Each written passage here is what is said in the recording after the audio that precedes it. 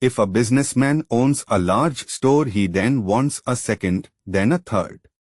If he commands a small empire, he wants to increase it. If an ordinary man owns a house in which he could live happily with his family, he wants a larger one, or to own a second one, then a third. Why this folly? Besides, a man will die and have to abandon all he has amassed. Perhaps his children will squander his legacy, and his grandchildren will live in poverty. His whole life will have been preoccupied with purely material concerns, with insufficient time allowed for matters of the spirit. Others with money turn to drugs in their endeavor to procure an artificial paradise, and these people pay more dearly than do the others. I see, he continued. I am going much too fast, and you are not following me, Michel. You should be able to follow, however, since thou has already initiated your education in these matters during your voyage. I felt ashamed, almost like when reprimanded by a teacher at school. The only difference being, here I was not able to cheat by saying I had understood when it wasn't true. He could read me like an open book. He deigned to smile at me, and his aura, which had been flaming like a fire, returned to its original hue. Now, once and for always, we will teach you and provide you with what you French call the key to the mystery.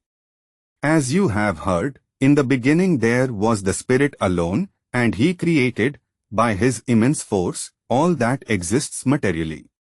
He created the planets, the suns, plants, animals, with one goal in mind, to satisfy His spiritual need. This is quite logical since He is purely spirit. Already I see you are wondering why the need to create material things in order to attain spiritual fulfillment. I offer this, by way of explanation. The Creator sought spiritual experiences through a material world.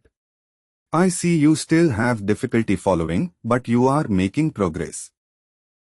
In order to have these experiences, He wanted to embody a tiny part of His spirit in a physical entity. To do this, He called on the fourth force, the force which thou has not yet spoken of and which concerns only spirituality. In this domain, universal law also applies. You most certainly know that the pattern of the universe dictates that 9 planets revolve around their sun one. It is also the case that these suns revolve around a bigger sun, which is the nucleus for 9 such suns, and their 9 planets. So it continues, right to the center of the universe, from where the explosion referred to by the English as the Big Bang originated.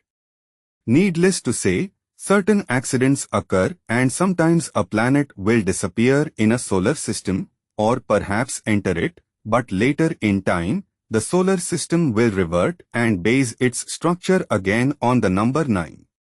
1. Their sun. Sometimes 9 planets revolve around 2 small suns, twin star.